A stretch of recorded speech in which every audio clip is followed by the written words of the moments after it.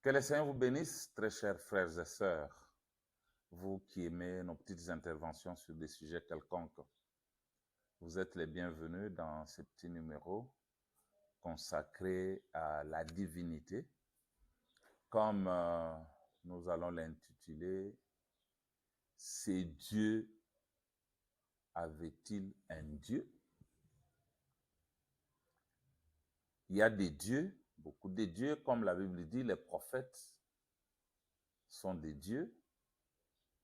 Et nous voulons savoir, avait-il un Dieu suprême au-dessus d'eux? La Bible dit qu'Adam était Dieu.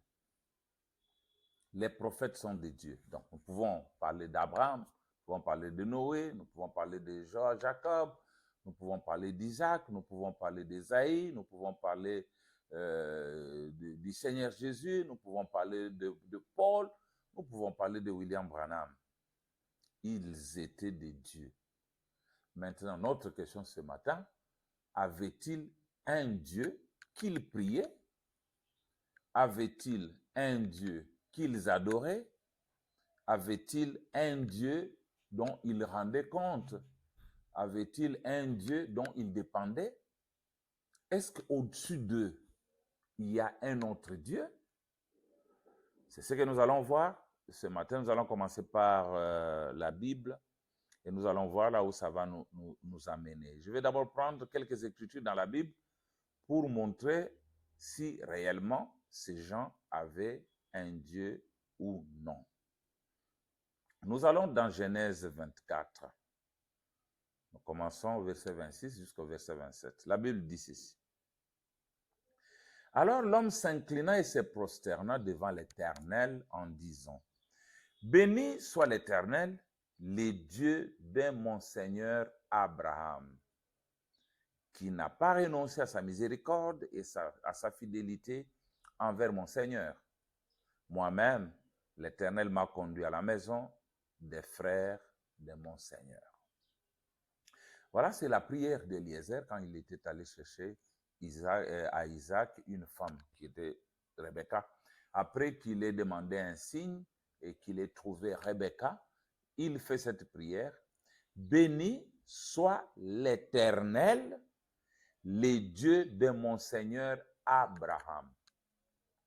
Donc, Abraham, bien qu'il était Dieu, il avait un Dieu au-dessus de lui que Éliezer a appelé ici l'Éternel. Donc, dans le cas d'Abraham, Abraham avait un Dieu. Avançons un peu. Arrivons dans le cas de Jacob. Genèse 31, 26 à 29. Alors, Laban dit à Jacob, qu'as-tu fait? Pourquoi m'as-tu trompé et amènes-tu mes filles comme des captives par l'épée?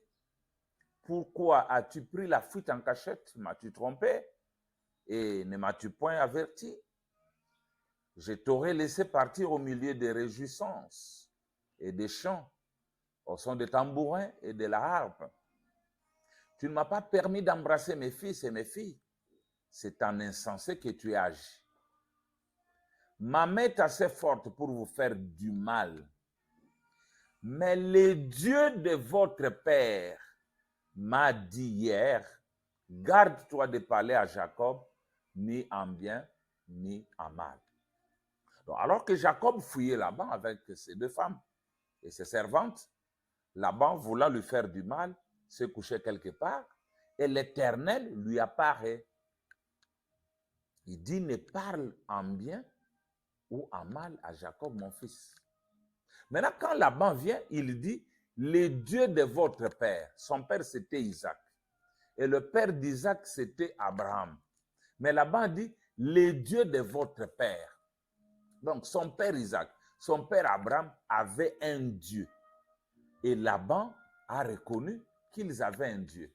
Nous allons évoluer jusqu'à connaître les dieux de Jésus, jusqu'à connaître les dieux de William Branham. Parce que déjà avec la lecture de ces deux versets, nous comprenons que tous ces dieux-là avaient un Dieu. C'est pourquoi quand nous arriverons dans Hébreu, on dit « Oh Dieu, ton Dieu Taouin ».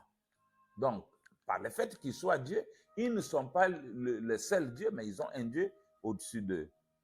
Nous allons dans Genèse 28, 10 à 13. Écoutez, Jacob partit de Beersheba et s'en alla à Charan ou Charan. Il arriva dans un lieu où il passa la nuit, car le soleil était couché. Il y prit une pierre dont il fit son chevet et il se coucha dans ces lieux-là. Il eut un songe. Et voici une échelle était appuyée sur la terre et son sommet touchait le ciel. Et voici les anges de Dieu montaient et descendaient par cette échelle.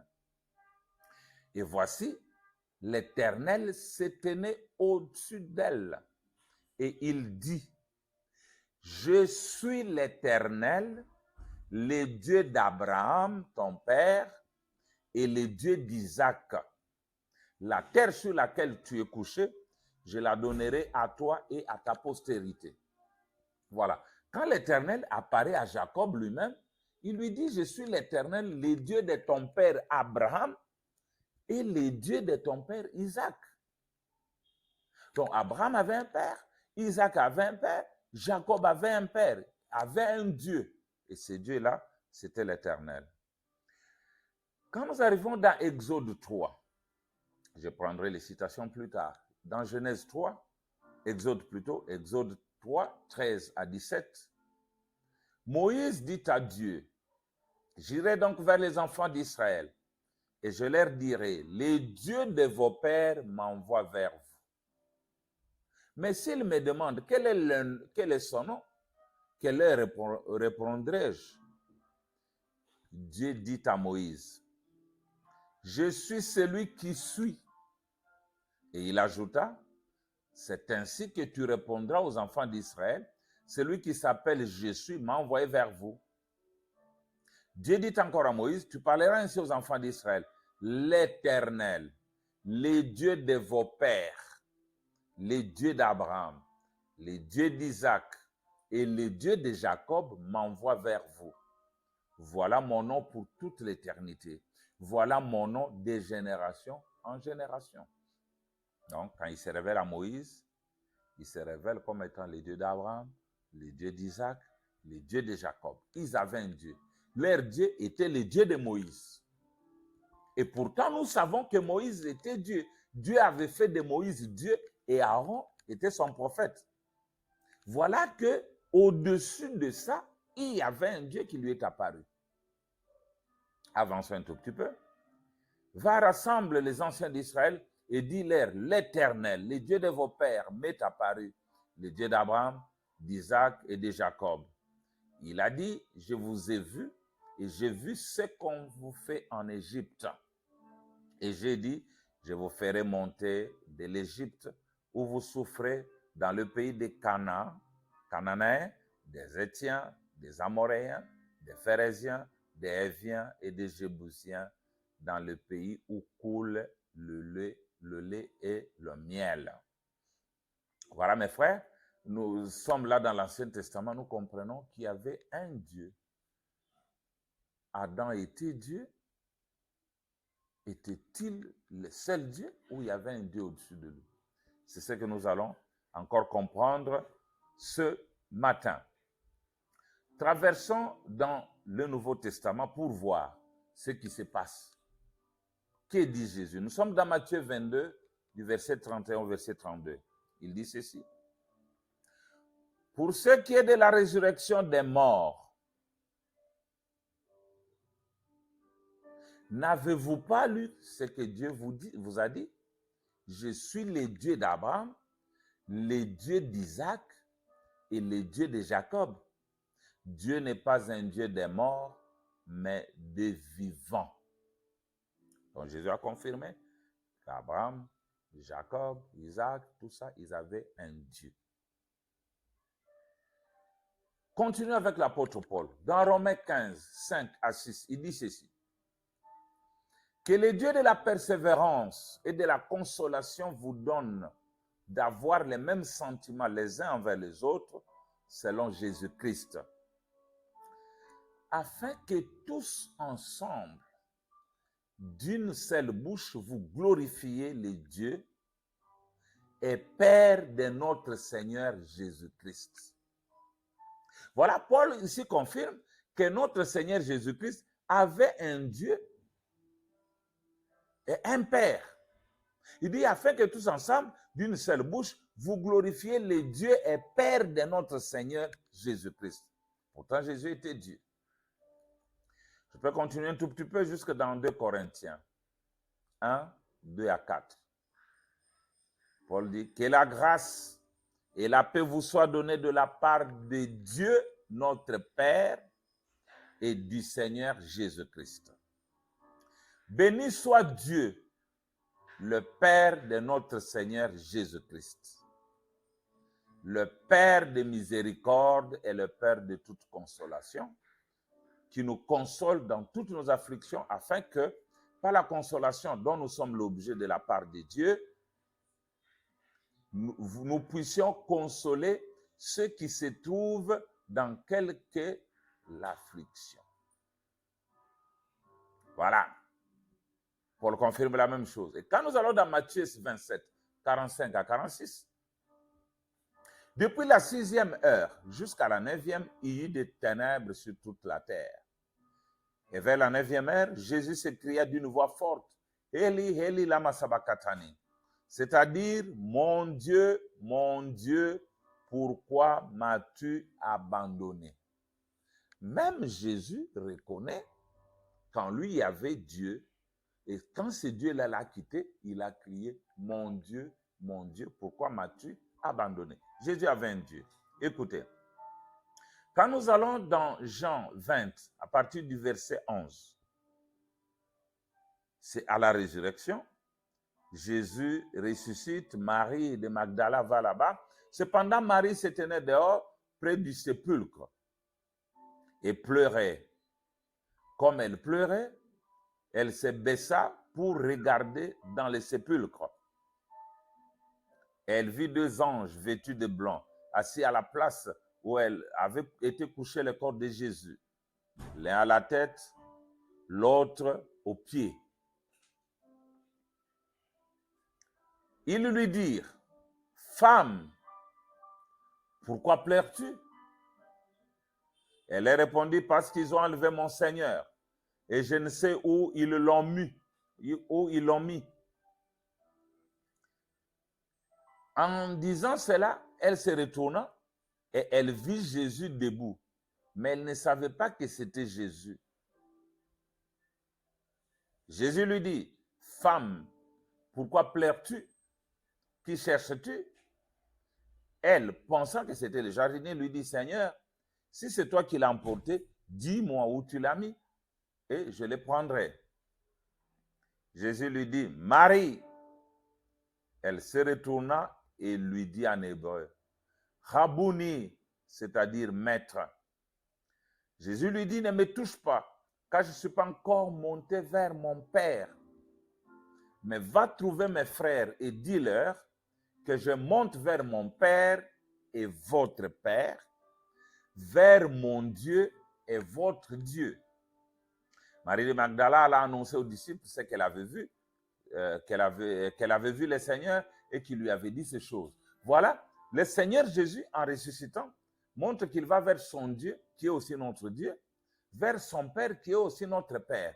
Alors, si tous ces prophètes avaient des dieux, et nous aussi nous avons un Dieu, et ce Dieu-là, c'est qui? C'est leur Dieu. Avançons un tout petit peu. Oh là là. Je vais prendre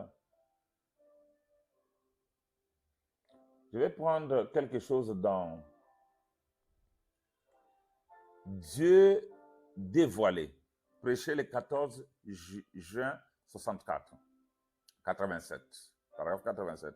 Remarquez au long des âges, de la même manière, c'est par ces prophètes qu'il s'est révélé. En fait, ils n'étaient pas précisément des prophètes, ils étaient des dieux. C'est ce qu'il a dit. En effet, ce qu'il prononçait, c'était la parole de Dieu.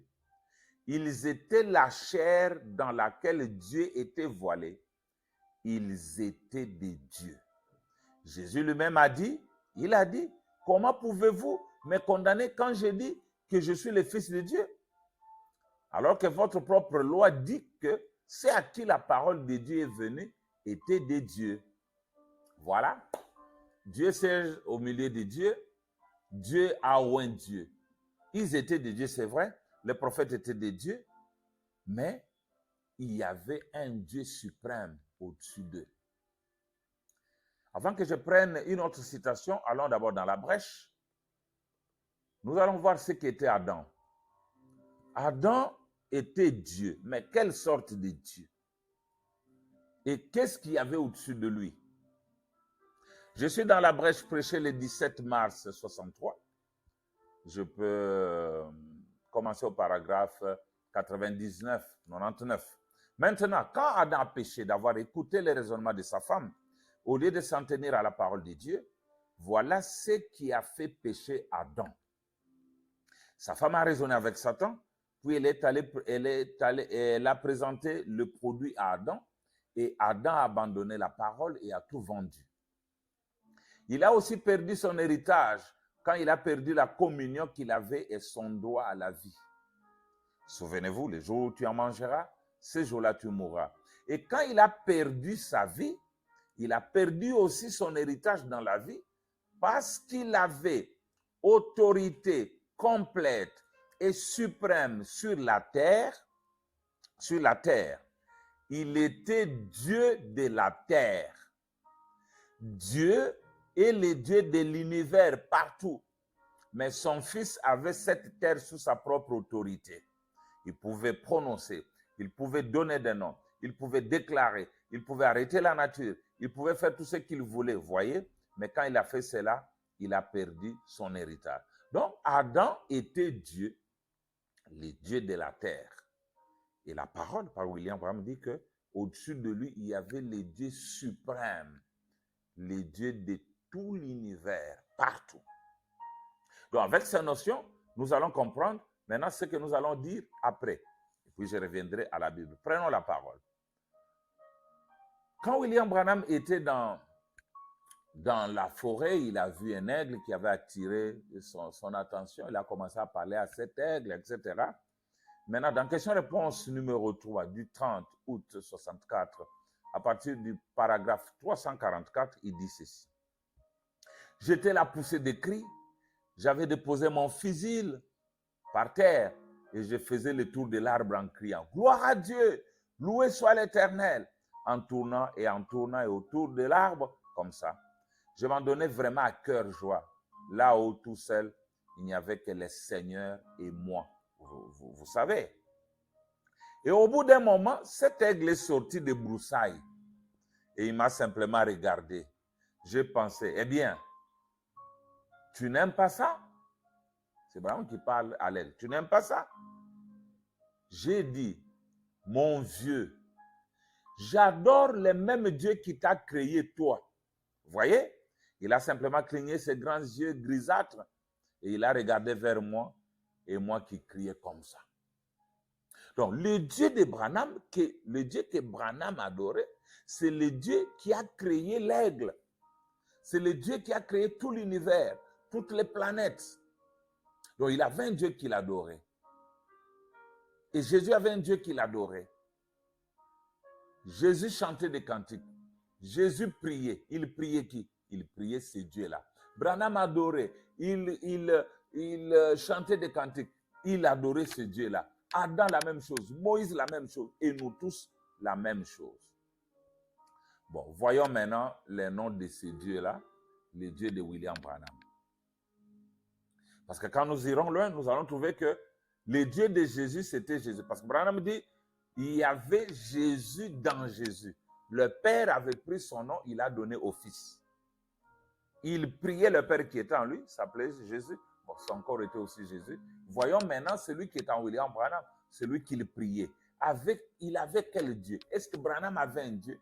Si oui, le Dieu d'Abraham, c'est ça notre Dieu. Parce que le Dieu de Jacob, le Dieu d'Abraham, d'Isaac, c'était le Dieu de tout Israël. C'est le même Dieu parce qu'il n'y a pas de Dieu.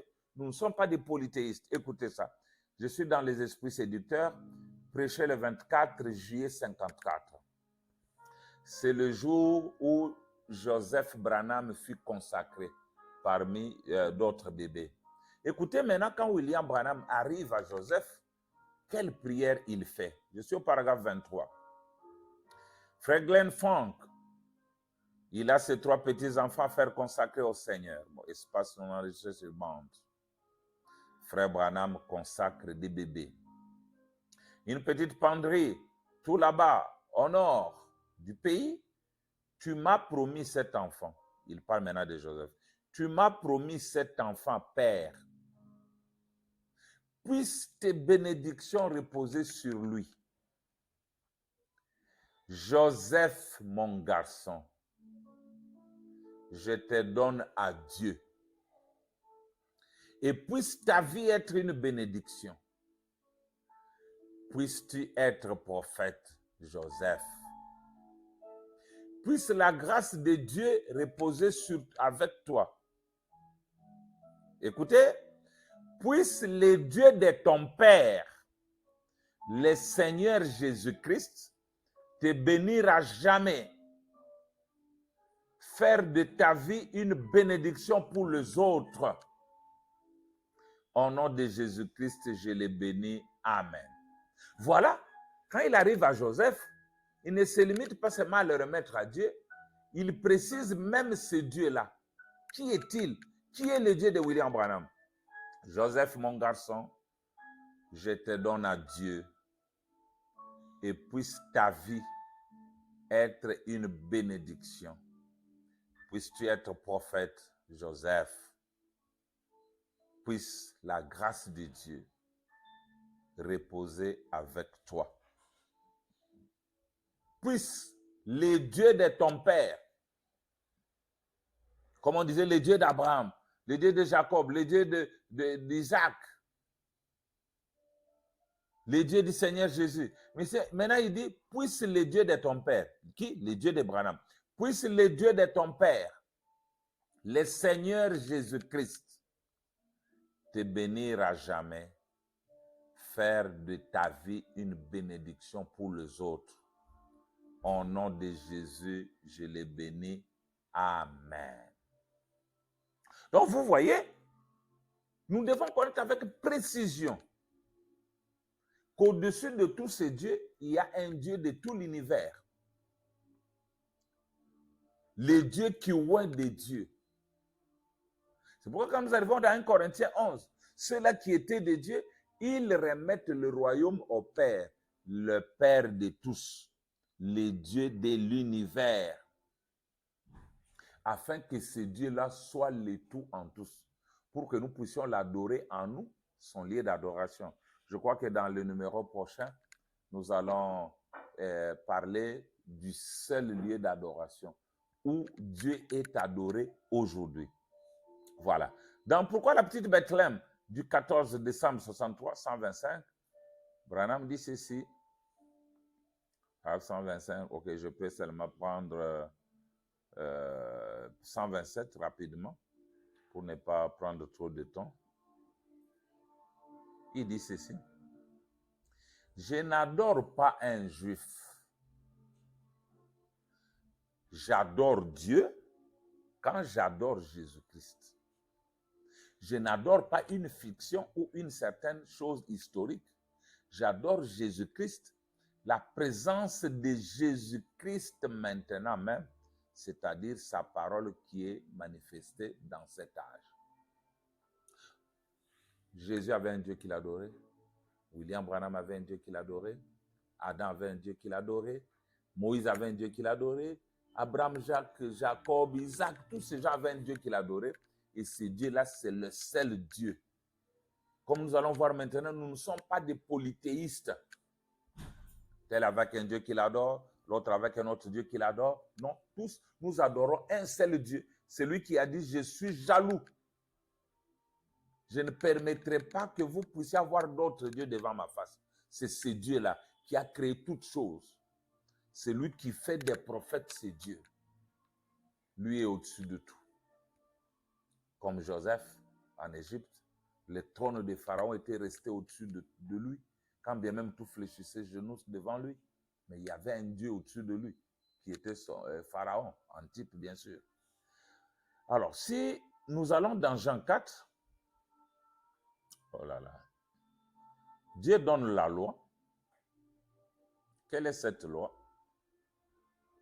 Jésus parle à la femme au puits.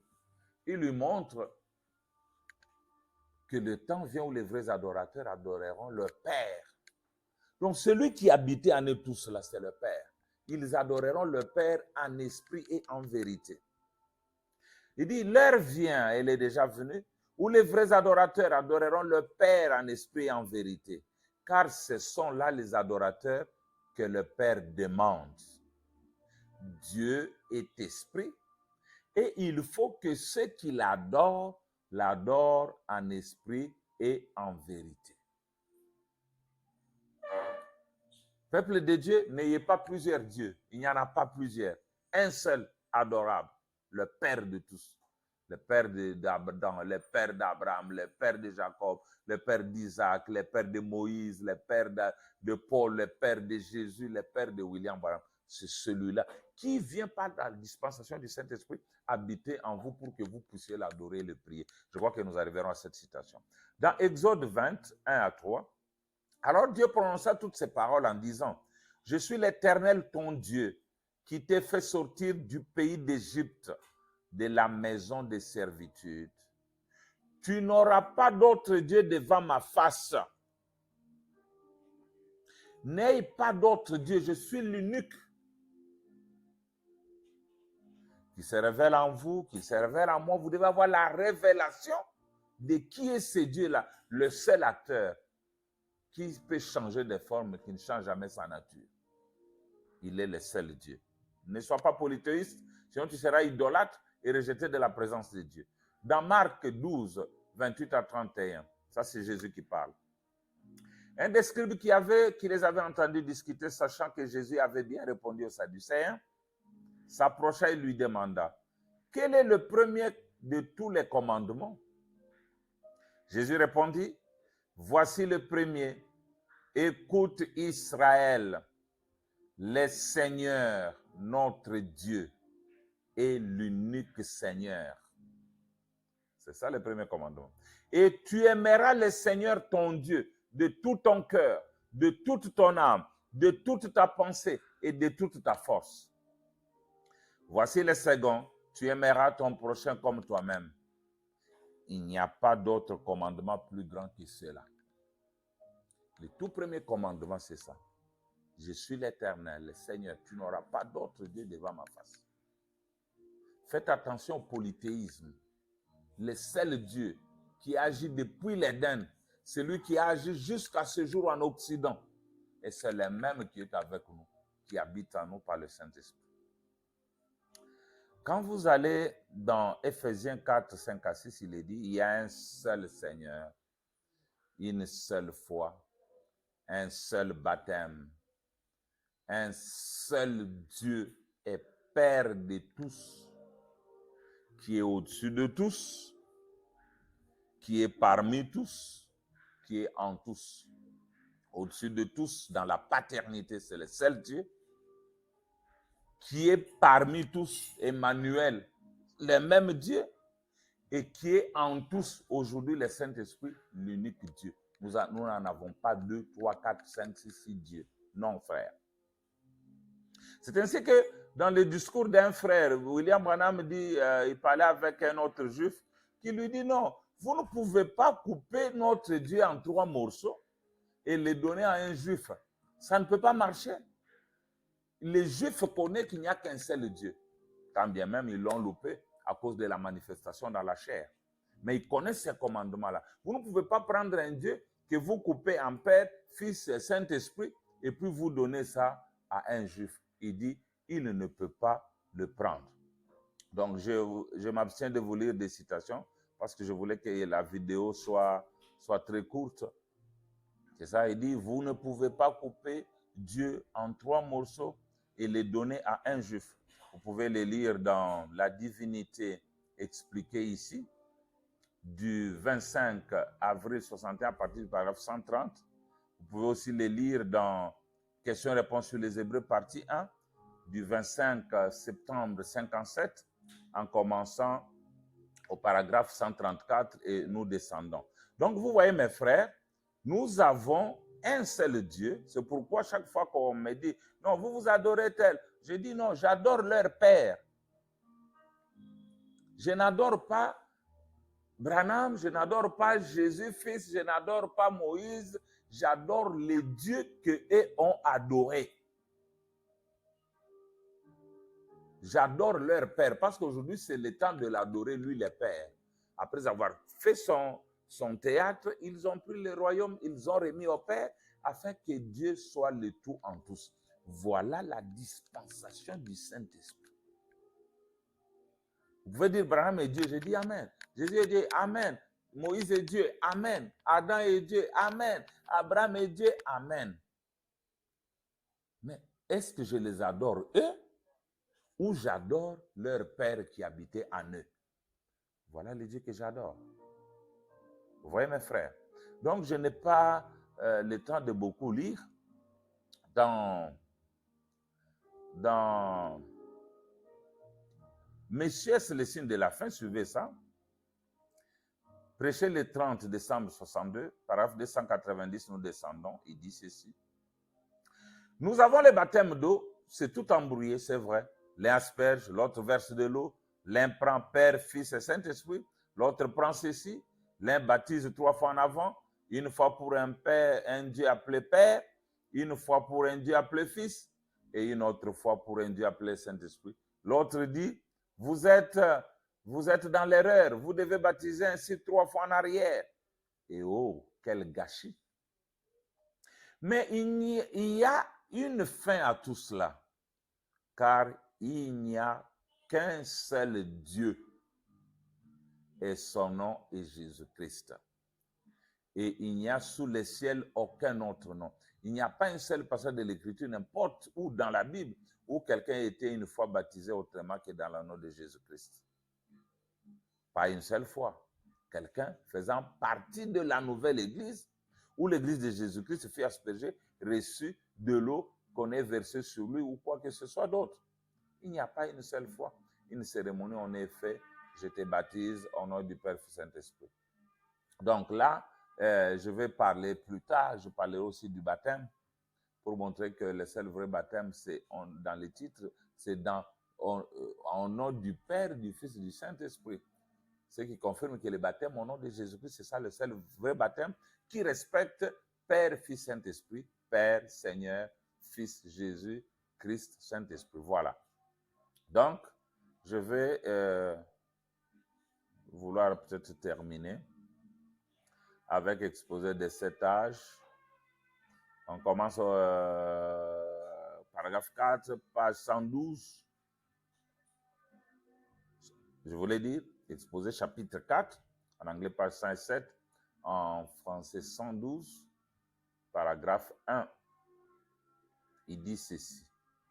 Oh là là. Il avait également une compréhension claire de la divinité. D'ailleurs, comme il était le disciple de Polycarpe, qui était lui-même le disciple de Saint Jean, nous savons qu'il a reçu un enseignement. On ne peut plus parfait sur ce sujet.